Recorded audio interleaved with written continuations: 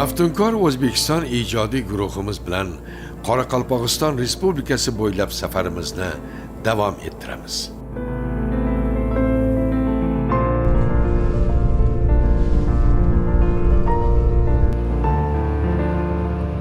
Bugungi dasturimiz davomida sizlarga va'da berganimizdek, Orol dengizi va uning atrofidagi ajoyib manzil va manzaralarni ko'rsatamiz.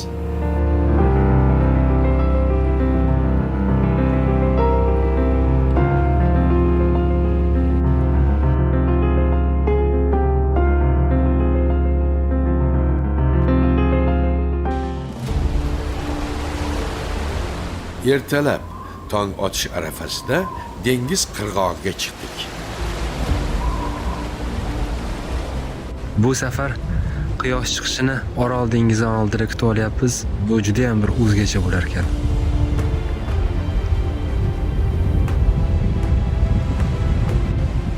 Sukunat, shamol va nur uyg'unligida betakror manzaraga guvoh bo'lyapmiz.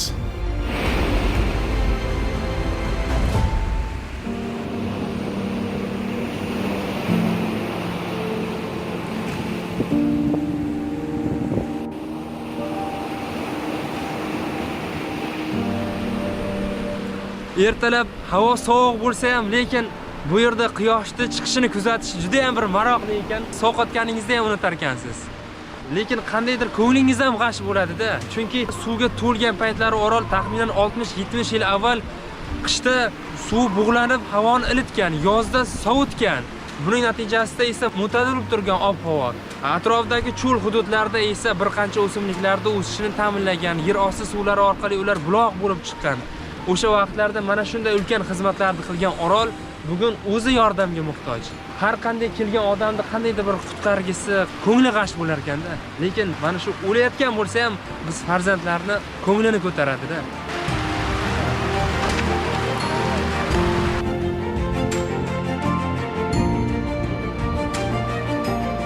Bu yerga bir nechta mahalliy sayyohlar ham kelishgan ekan. Ular bilan suhbatlashdik.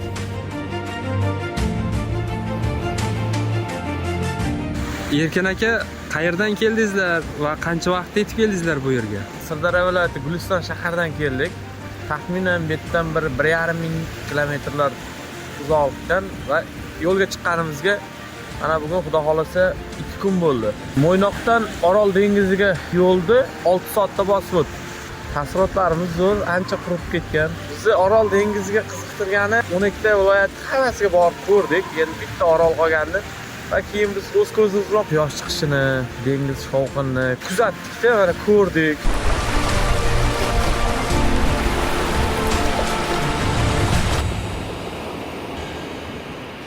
Biz bu safarga bir oydan ortiqroq tayyorgarlik qildik.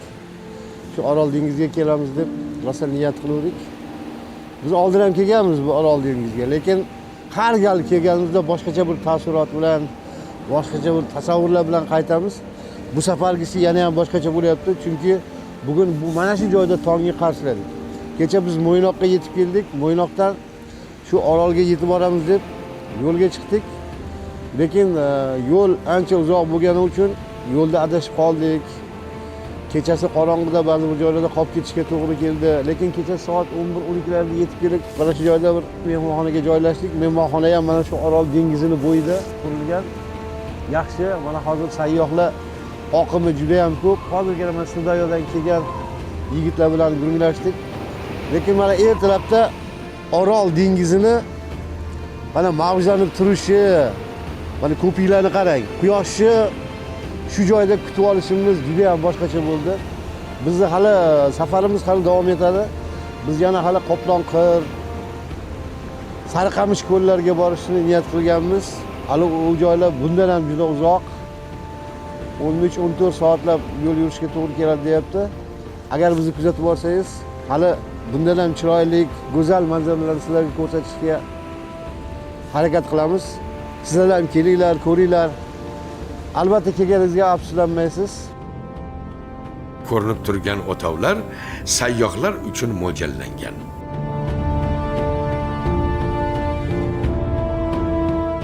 Mana biz mana shu mehmonxona tunab qoldik. Ana shulargina oshxonalari bor. Bu joyda har qanday sayyoh kelib dam olishini yaxshi sharoitlar qilingan. Sayyohlar bugun ham kelishadimi? Ha, bugun ham kelishadi inshaalloh. Qayerlardan kelishyapti endi ko'proq? Butun dunyodan kelyapti. Amerika, Xitoy, Yaponiya. Ta'sirot qanday endi ularda? Taassurot zo'r. Taassurot zo'r. Ha, dengiz hammaga yoqyapti. Bu yerda endi qanday taomlar tayyorlab beryapsiz? Hamma ovqatlar, osh, ya nima ovqat bersa, berib boramiz inshaalloh. Bu yerda dam olgan inson go'yo o'tmishga safar qilgandek bo'ladi. Bu kattarog'i ko'proq mehmonlar uchun mo'ljallangan ekan. Tozalik, milliy an'ana va zamonaviy qulayliklar uyg'unlashgan.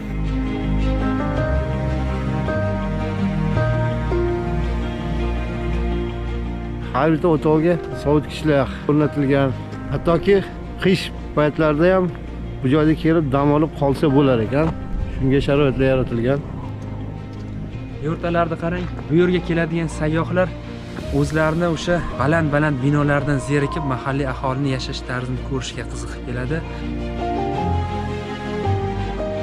O'tovlardan tashqari, bu yerda shinam xonalar ham bor bo'lib, ularda to'liq qulaylik yaratilgan. Bu maskanga sayyohlar ko'proq oddiylikni, tabiatni, jonivorlarni, ayniqsa flamingolarni kuzatish niyatida kelishadi.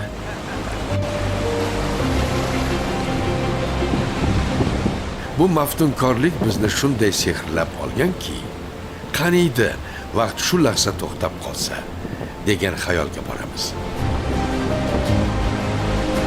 Tonggi shamol dengizning eski nafasidek. To'g'risi, bu yerga kelishdan avval aynan mana shu ko'prikka chiqishga juda ham qiziqqan edim. Mana nihoyat Orol dengizini usti bo'ylab sekin-asta yurib boryapman.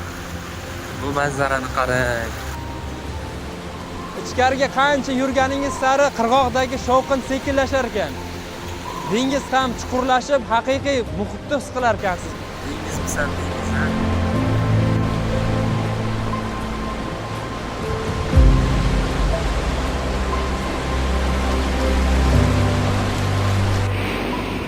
Orolning butun tarixi go'yo bir nafasda ko'z oldimizdan o'tayotgandek.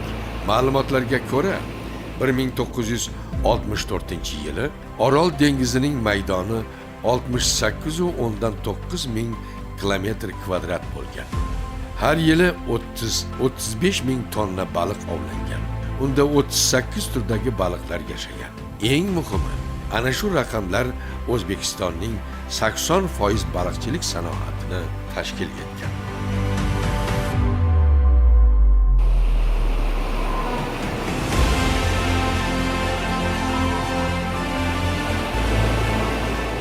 Ayni paytda Oroldagi 1 litr suv tarkibida 300 gram atrofida tuz mavjud. Taqqoslash uchun aytadigan bo'lsak, hayot mavjud bo'lgan okeandagi 1 litr suvda bu miqdor 18-24 gramga teng bo'ladi. Ana uni suvdan bitta ichib ko'raylikchi.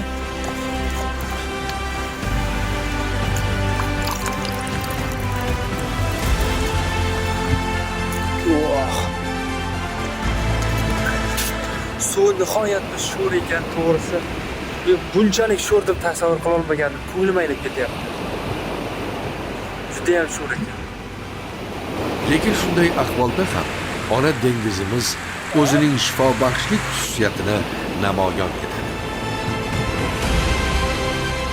Mutaxassislarning ta'kidlashicha, bu sho'r suv va balchiq magniy, kalsiy kabi bir necha minerallarga juda boy. Ular teriga, bo'g'imlarga va nafas yo'llariga ijobiy ta'sir ko'rsatadi. Shu sababli aksar sayyohlar davolanish maqsadida ham tashrif buyuradi. Dengiz sohiliga bir qancha xorijlik yoshlar keldi. Ularning ta'sirotlarini bilish maqsadida suhbatga tortdik. Hello, my name is Guillaume. We are like Salom. Biz Shvetsariyadanmiz. Yurtingiz haqidagi taassurotim bir vaqtning o'zida ham yoqimli, ham qayg'uli. Ko'p joylarga bordik.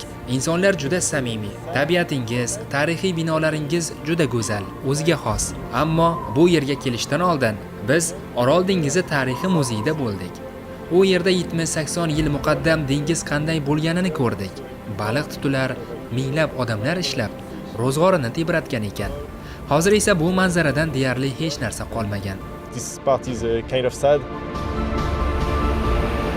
Ayni paytda dengiz yildan yilga ortga chekinmoqda. Hamrohlarimizning aytishicha, agar mana shu holatning o'zi saqlab qolinsa ham, sayyohlar oqimi yanada ortarkan.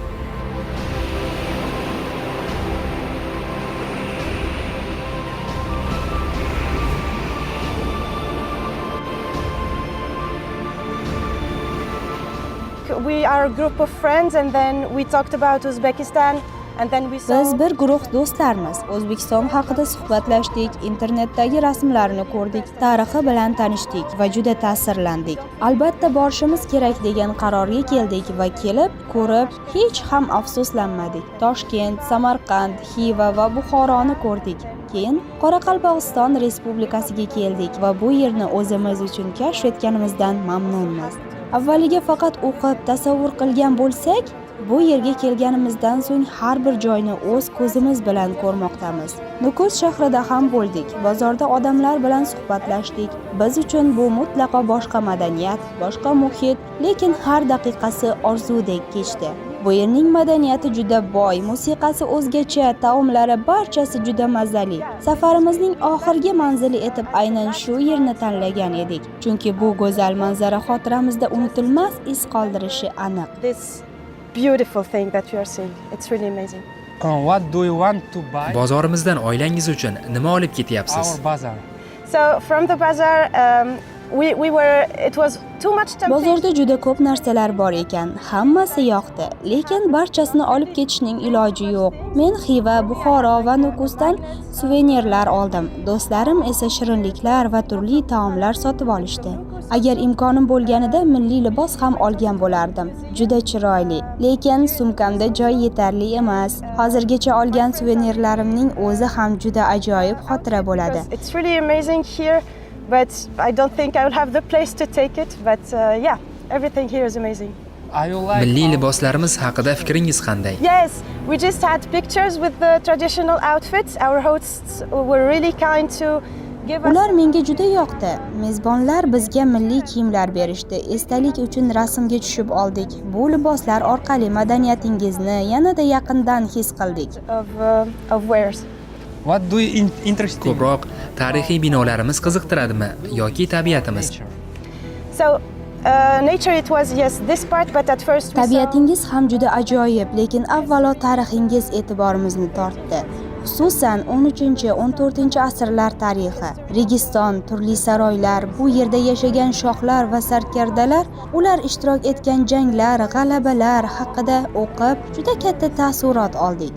Turli madaniyatlarning bir joyda uyg'unlashgani esa bu o'lkada haqiqiy mo'jizaviy ruh this bag'ishlaydi. place really magic and amazing. It's the mixture of these all cultures.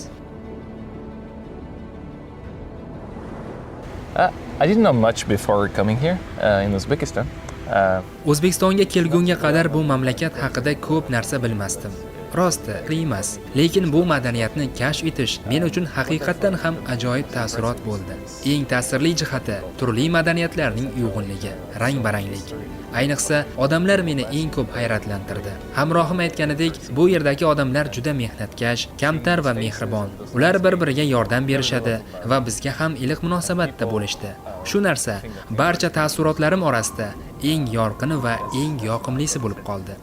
Cho'lni birinchi marta ko'rdim. Mamlakatingizning sharqiy qismidagi tog'larga ham bordik. Lekin men ko'rgan manzillarim orasida eng hayratlanarlisi Orol dengizi va uning tarixi hamda bu cho'l. Of this place and this desert. Orol dengizini tasvirga olib bo'lib, uning eski qirg'og'i tomon yo'l oldik.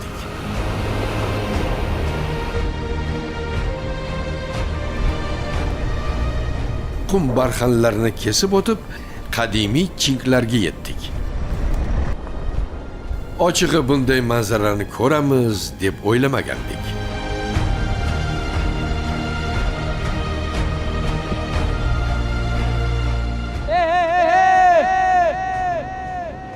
Chinklarni qarang ovozini, aks sado beryapti.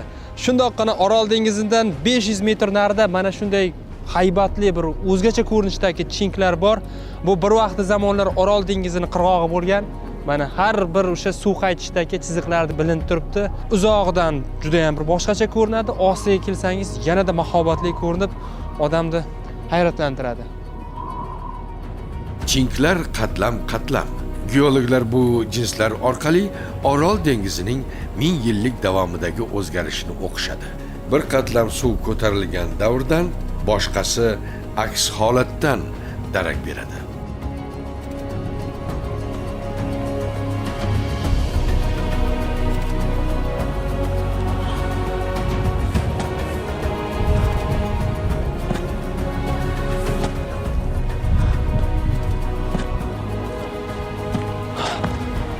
Voh. Ajoyib joyga keldik. Bu yerdan manzara o'zgacha ko'rinadi. Atrofga qarang. Tog' jinslari shunchalik o'pirilib tushganki, qirrali holatda. Pastda mana dengiz, bu joylar qurigan, lekin uzoqdan mana Orol dengizini mavjlanib turishini ko'rib turibmiz. Tasavvur qiling, shuncha balandlikgacha mana shu joylarda to'liq suv bo'lgan. Endi hozirgi ahvol mana uzoqdan ko'rinyapti. Juda kam borgan sari suv kamayib boryapti. Lekin shunda ham o'zini jozibasini yo'qotmagan. Hozir esa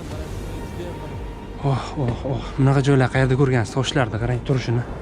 Rangi ham bir o'zgacha. Oldinga yurganingiz sari bir-biriga o'xshamagan turli shakldagi mana shunday tog' jinslari, toshlar chiqib kelyapti. Chinklar asosan qumtosh, gil va dengiz tuzlaridan tashkil topgan. Ayrim joylarda ularda suv ostida yashagan organizmlarning izlari saqlanib qolgan. Bu yerlar ekstremal sayohatni yaxshi ko'ruvchilar uchun eng zo'r joy. Mana shunday eroziya natijasida yiqilgan toshlarni suvga chiqib, zavqingizni oshirishingiz mumkin. Mana ulardan biri. Faqat ehtiyot bo'lish kerak. Chunki tayg'ich joy juda ham. Qoyalarning ustiga chiqish oson emas. Har bir qadam ehtiyotkorlikni talab etadi. Yurakda ikki xil tuyg'u bor: qo'rquv va hayajon. Ular bir-biriga aralashib, qalbingizni titratadi. Bu Orol chinklarining sehri. Butun atrof ko'rinadi. Chiqishdan oldin qo'rqasiz, sakrashga ham, lekin chiqqaningizdan keyin qandaydir bir o'zingizga ishonchingiz oshadi.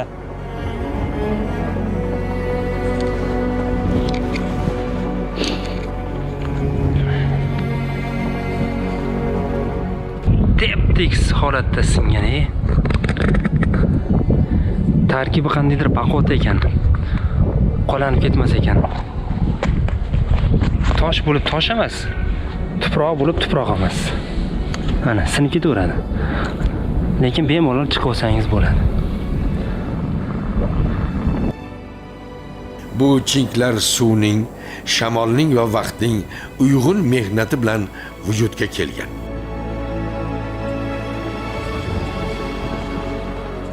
Mana bu joylarda juda ham ulkan qoya toshlar. Asta kirib borsangiz, xuddi g'ordagi qo'rqinchli joylari ham bor. Mana qarang. Albatta ehtiyot bo'lish kerak. Mana bunday toshlar qulab tushsa, bosib qolish hech gap emas. Xuddi g'or shaklini bergan bu joylarda hamma yo'q yopilib qolgan mana. Va bu yerdan esa Orol ko'rinib turadi.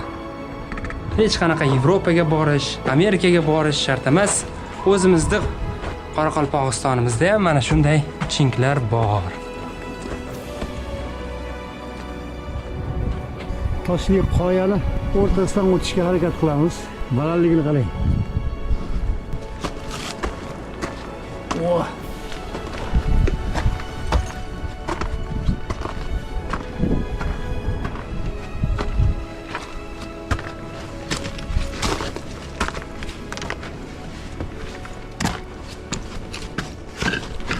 Hali u yog'iga o'ta olarmikin? Unda bundan bu yog'iga ketishga iloji yo'q ekan. Mana shu joyga kelib, bu yoq chuqurlik to'silib qoldi. Qoyalarni tepasiga o'tish kerak. Mana ko'rinishi qarang. Toshlar albatta har xil shakllari bor. Chinklarda tasvirga olish ishlarini tugatdik. Bu yerda rosa qolgimiz keldi. Lekin ortga qaytmasak bo'lmaydi. Oldinda manzillar ko'p. Siz aziz sayohatsevar yurtdoshlarimizda esa mana shunday joylarga taklif etib qolamiz. Keling, zavqlanishingiz aniq. Hech sira afsuslanmaysiz. Bahor va kuz oylarida bemalol dengizda cho'milishingiz, salomatligingizni tiklashingiz mumkin.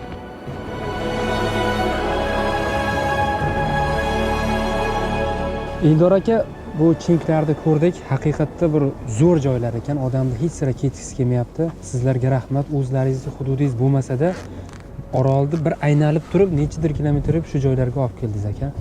O'zingiz ham avval kelganmisiz bu joylarga? Tabiati juda shay, lekin o'zim ham bu joyga kelib ko'rmadim. Borib yotgan mehmonxonamiz shu atroflarda bo'ldik. Bu atroflarga keldim. O'zim ham bu atroflarga birinchi marta kelib, bu yoqlarga o'zim ham ekspeditsiya bo'ldi mana. Sizda tasavvur qanaqa endi hozir?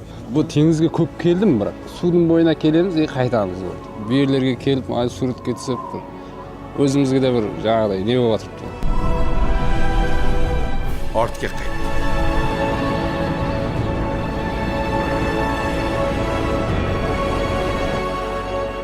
Endi Orolqum milliy tabiat bog'ining ichki hududlariga boramiz. Hozir Ustyurt platosining yuqori qismiga chiqib keldik. Bu yog'iga plato bo'ylab harakatlanamiz.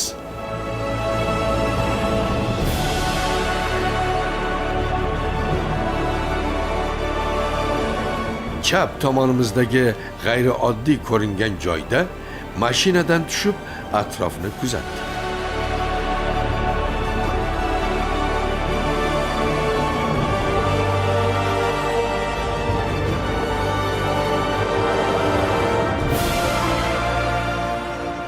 Biz yuqorida ko'rgan chinklarda hosil bo'lish jarayoni, qarang, o'zi yillar davomida eroziya natijasida mana shu tomoni sekin-asta yorilib pastga qarab ketyapti. Bular ham yaqin 10 yildan, 20 yildan pastga tushib butunlay ajraladi. Mana shu asosiy qismlar.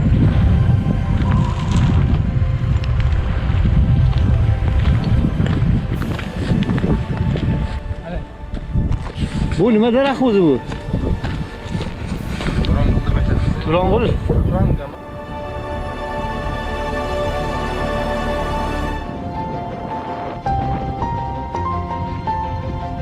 Albatta, yerda oxirini ko'rish hammaga qiziq, lekin bu jarayonda imkoni yo'q bo'lishi mumkin. Aynan mana shu joy sizga o'sha hissiyotni beradigan manzillardan biri.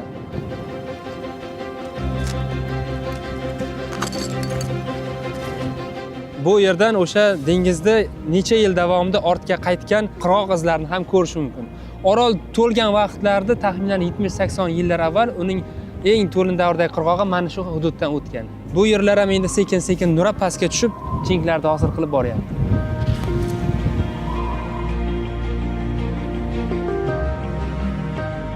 Bu yer tabiatning uzoq vaqtlar davomida shakllangan san'ati. Har bir chink, har bir qum tosh geologiyaning ajoyib va tarixiy izi, yerning o'zgarishi haqidagi eng haqiqiy dalil.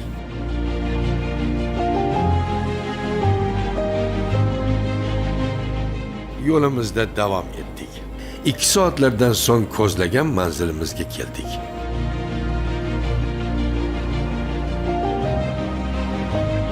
Bu keng, bepoyon cho'llarda hayot juda nozik muvozanatda yashaydi. Har bir esgan shamol, har bir soya ortida bir tirik mavjudot yashash uchun kurash olib boradi. Ana shunday jonzotlardan biri sayg'oq. Ular bizni payqagan zahoti qochishdi. Ammo erkak sayg'oqlar qochish barobarida ortidan kelayotgan xavfni kuzatib borishadi ham.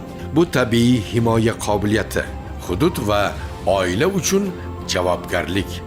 Guruh bir lahza to'xtadi.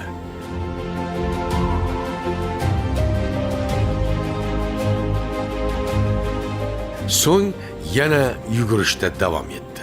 Uzun, pastga egilgan, hidni aniqlovchi burni, katta ko'zlari va noyob moslashuvchan qobiliyati uni sahro sharoitida yashab qolishiga xizmat qiladi. Yozda havo harorati 45 darajagacha ko'tariladi. Yomg'ir kam, suv manbalari uzoq. Sayg'oqlar har kuni suv va ozuqa izlab o'nlab kilometr masofani bosib o'tishadi. Ular asosan cho'l o'simliklari bilan oziqlanadi. Saksovul, yulg'un va boshqalar. Qishda esa qor ostidagi quruq o'tlarni izlab topadi. Uning oshqozoni qattiq, tuzli o'simliklarni hazm qilishga moslashgan. Bu tabiat muhandisligining hayratlanarli namunasi.